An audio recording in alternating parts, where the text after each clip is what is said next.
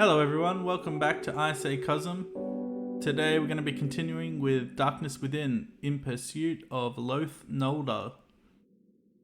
Now if memory serves, we unlocked a new area to explore last time. And there we go. Clarkfield's residence.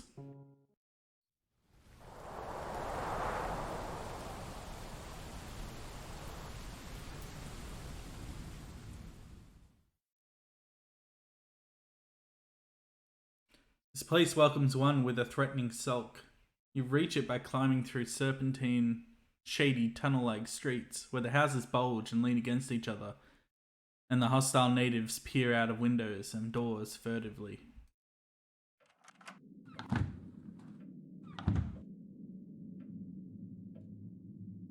The interior looks much different than the exterior would suggest.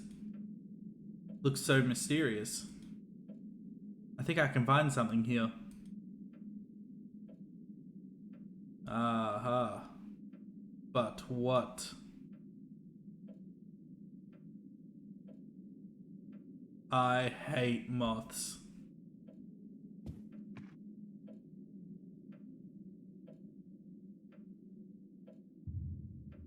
Nothing.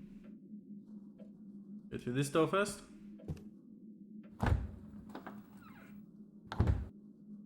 It is much colder here than in the other parts of the house. Also, there are a lot of moths in this house. Ugh, strange.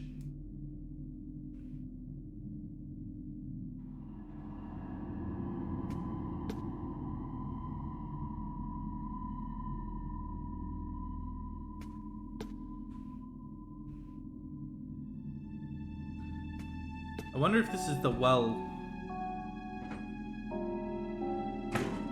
It is not. It smells weird here. It could be some kind of incense. No, we know.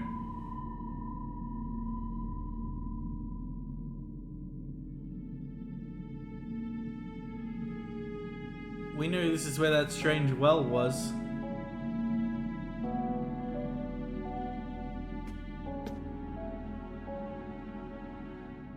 An electrical panel.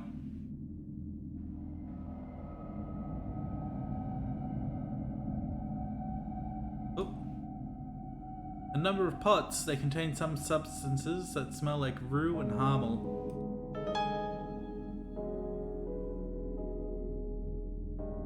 Let's check our brain. Yep, Mr. Field's smells strange. Harmel is a plant that has ethnogenic properties. It is used in some regions of the world as an air and mine purifier.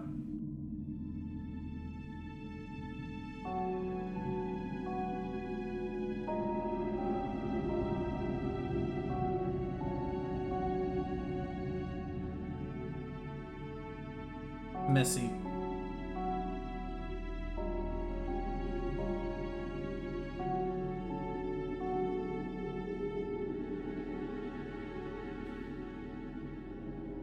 There's nothing we can do here. It's locked. I wonder.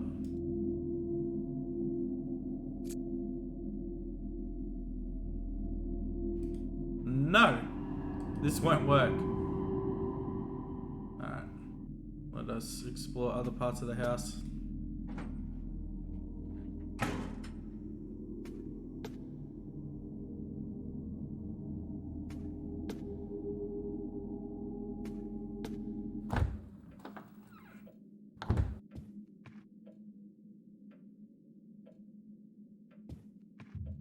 Have a look around the ground floor first. The door is not locked. I think there's something behind it that blocks it.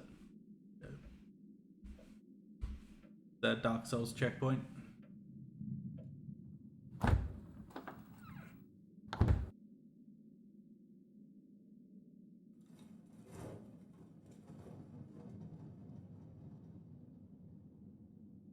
Rattling?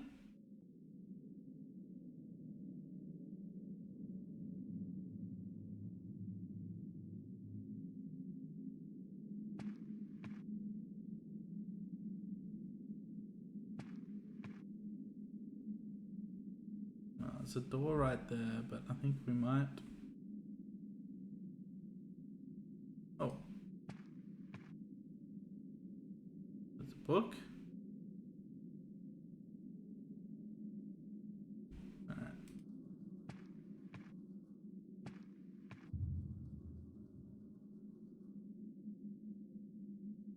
Now...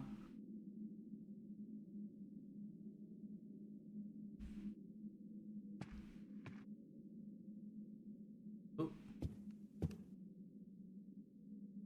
There is a note written on the back of the photo that reads, Jonathan and Clark Field.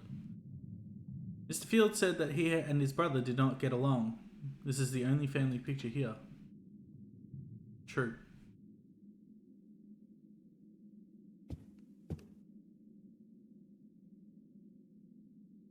Looks like we lost a few things.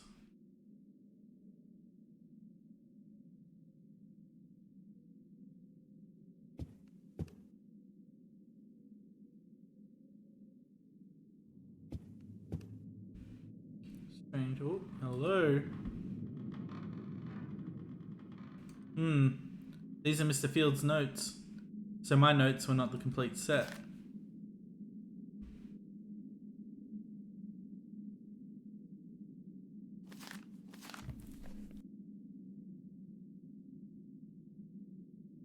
Is May. For the past 2 weeks I was out of town because of my job, and when I returned feeling tired, I learned that the restoration had not been completed due to the sounds that some of the workers suggested came from the cellar. This incident made me really angry, and I immediately obtained a strong flashlight in order to find out what those superstitious vagrants may have been afraid of. My purpose was, by using the old rusty ladder to go down and just take a look down there.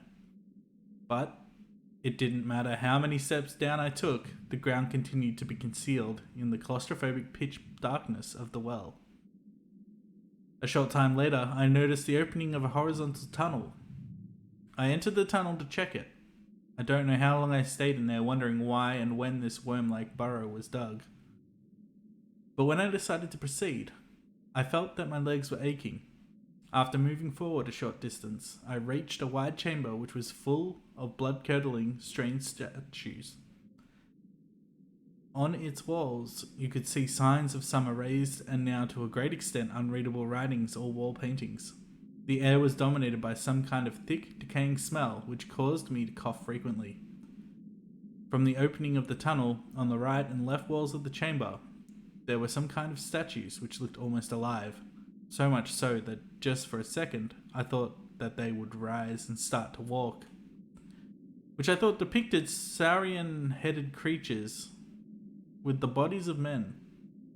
There was another figure which seemed to depict a ruler, similar to the hybrid statues on the walls, who was sitting on his throne and watching one of these creatures being sacrificed. There was another figure which seemed to depict a ruler, similar to the hybrid statues on the walls, who was sitting on his throne and watching one of these creatures being sacrificed. This scene was depicted with such realism that no one could look at it without feeling a sense of terror.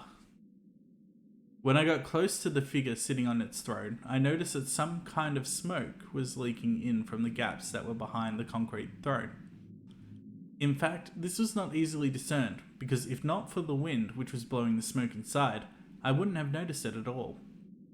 I heard some sounds coming from behind those gaps, which allowed the wind and smoke to enter. The presence of these gaps made me believe that there may be other chambers below that one. If so, this could be an important archaeological discovery. I jumped with fright in hearing some noises that were certainly coming from beyond the tunnel in the depths of the pitch-black well. I immediately entered the tunnel, intent on locating the source of the noises. In spite of my strong flashlight, visibility was limited. Through weary eyes, it may have been a momentary illusion, or the enormously magnified shadow of a rat being illuminated by my flashlight beam. But I saw, or I think I saw, something move down there. I jumped with fright because of this, but only later would I realize the thing that shocked me and caused me to wake up from nightmares and listen shivering to the sounds that came from beyond the darkness that, like a thick blanket, coveted the places where merciful moonlight cannot reach.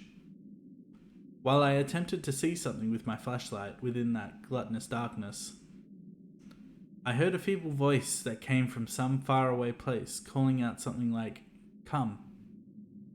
The voice was very similar to that of Iva's familiar, low-pitched voice.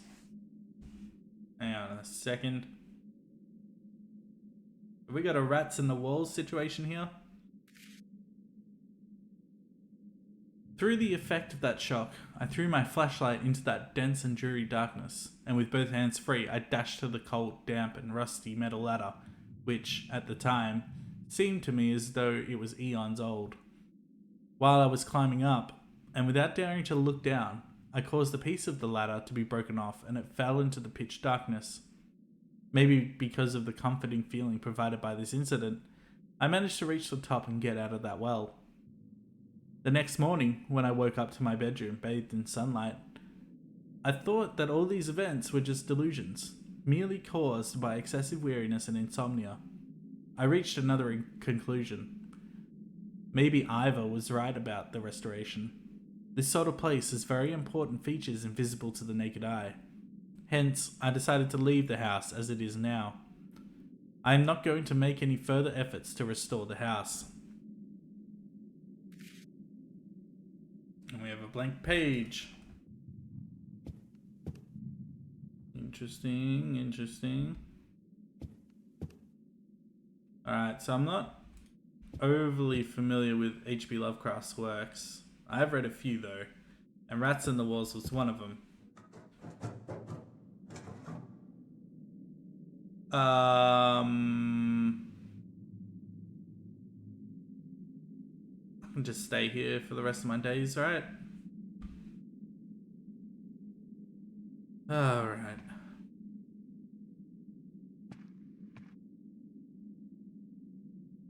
Oh god, I thought it was moving by itself. Can I get into this cupboard? No.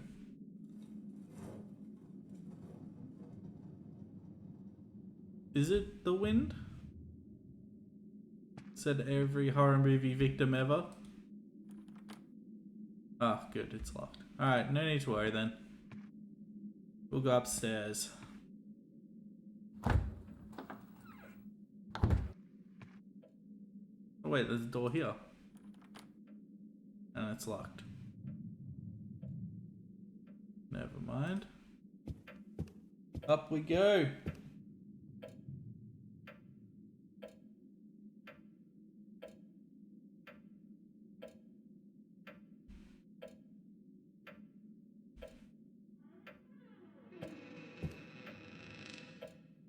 No, come on.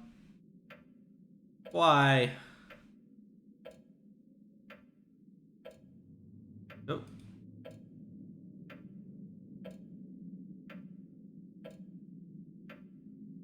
Can't do anything there yet. Have a look down here. An unreadable paper. A clock stopped at 6:55 a.m. Oh, I keep clicking that.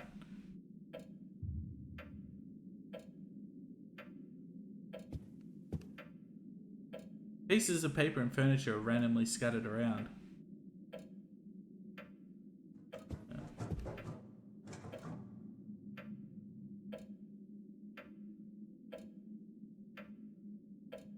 Oh boy.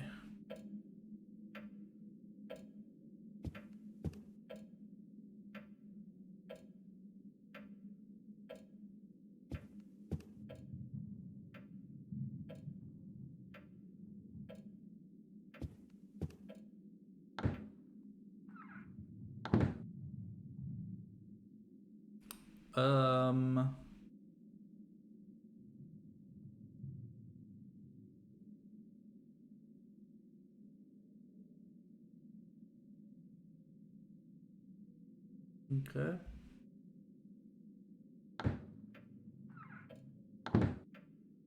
Oh boy. I don't like this.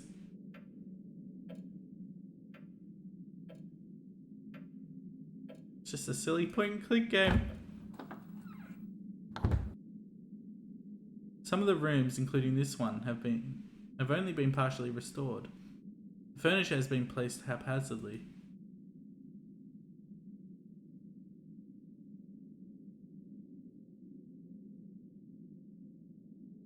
No, there's my exit.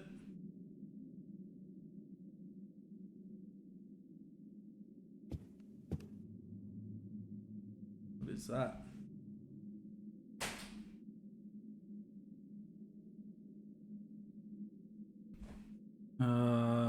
Okay.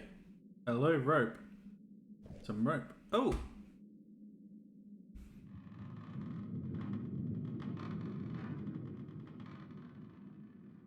Moths. Ugh.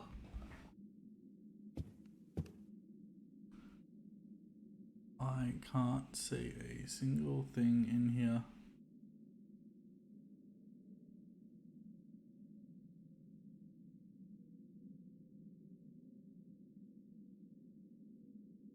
Let's go back.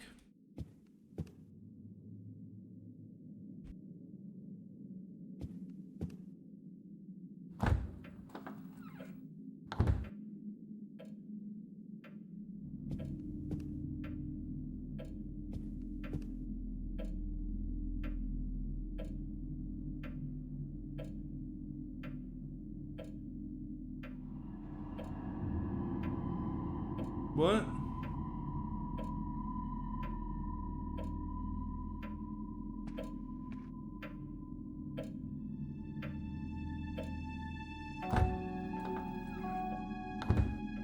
It's human in here.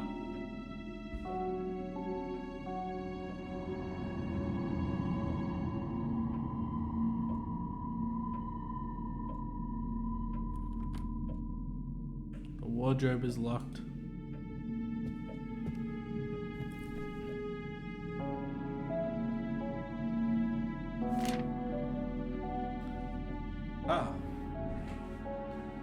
And maybe it was of this that mankind always tried, and is still trying, to overcome this obstacle with the help of some hallucinogenic substances.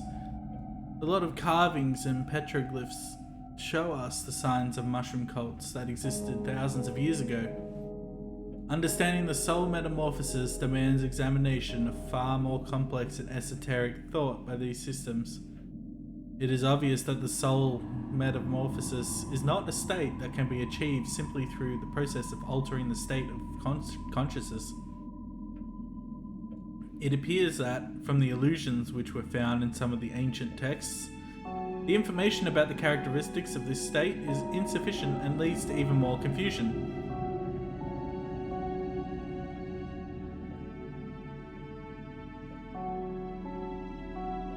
But again, a consociate point becomes apparent. This is the probability that the hallucinogenic substances, which can be seen in most of the ancient documents, drawings and carvings, may serve as a key or catalyzer. The most important examples of these can be seen in the stories that are told about the secret Eleusinian mysteries and the Kykeon drink, which were used in these rituals. They are very important in this respect. At this point, I want to continue with some examples from the strange and, in some parts, confusing book of the notorious German writer, philosopher, and alchemist Wolfgang Schneider, who lived during the latter part of the 14th century, and because of his radical thoughts about religious topics, was burned at the stake when he was 68. This book, that was translated into our language as Eclipse of the Soul, is really hard to find presently, and it is believed that original copies can only be found in certain major libraries. In the book, the parts which deal with a very ancient esoteric belief called Dversa, that was said to be directly related to the metamorphosis of the soul, are particularly interesting. According to the book, in the Dversa belief, the starting and the ending phases of the metamorphosis of the soul process are depicted with the eclipse of the sun. The writer asserted that this belief is based on an ancient oral tradition. Traditional doctrine, but he also claimed that he had intentionally kept secret the sources which led him to this information. The information necessary to research this topic could not be found due to the secretive attitude of the writer. Yet according to some ethnologists, signs of this kind of a belief are present in the world. Another source that the writer used for proving his assertions must be mentioned and cannot be ignored. This source is a series of parchments called Summoning the One Who Lies Beneath. He claimed that the originals had been written in 4839 BC by an Egyptian priest using strange hieroglyphs and some unknown symbols that are not hieroglyphs. He further emphasized that the one he possessed was just a copy of this original brought by him from Cairo and might be dated 2200 BC. This parchment could not be found despite widespread searches of contemporary mystics. There is speculation that even if a parchment like this really exists, it probably resides in the collection of some rich occultist. The Summoning the One Who Lies Beneath is thought to be a compilation describing some preparations and rites written by an unknown cult that worshipped Apep and opposed the Ma'at. This is according to some Egyptologists, although there are some who disagree with them. The important thing here is once again the allusion to the reuse of hallucinogens. We know that there were mushroom cults in the Sahara Desert 7,000 to 9,000 years ago, owing to some carvings and petroglyphs. The fact that the texts and diagrams in the book completely corroborate these historical truths proves that what Wolfgang Schneider had written about the summoning the ones who lies beneath may be true. Alright, Eleusinian mysteries were annual initiation ceremonies for the cult of Demeter and Persephone, based on Eleusis in ancient Greece. Of all the mysterious celebrations of ancient times, these were held to be the ones of greatest importance. These myths and mysteries began around 1500 BCE and later spread to Rome. The rites, cultic worship, and the beliefs were kept secret, for initiation rites united the worshipper with God and included promises of divine power and rewards in the afterlife. Kykeon was an ancient Greek drink made mainly of water, barley, and herbs. It was drunk at the Eleusinian mysteries. Apep was the deification of chaos and darkness, and thus opponent of light, and Ma'at in ancient Egypt. Apep was seen as a giant snake, crocodile, serpent, or in later years, in a few cases, as a dragon. Ma'at was an ancient Egyptian concept of truth, justice, order, and balance, and also a goddess who was the personification of this concept.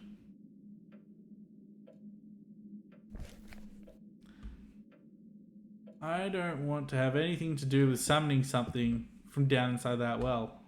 I think we can all agree on that. Oh, we have a key!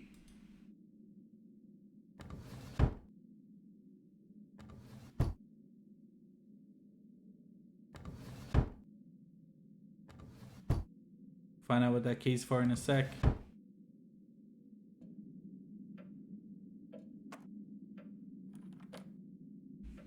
Well, it's not for that.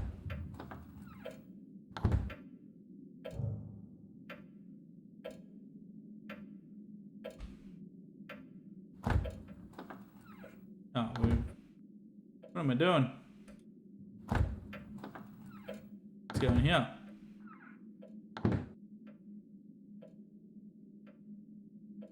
Alright. Now we're getting somewhere. Alright, before we tackle this room, I might leave it there. I am blown away by this game so far. It is so interesting. I cannot wait to see what happens next.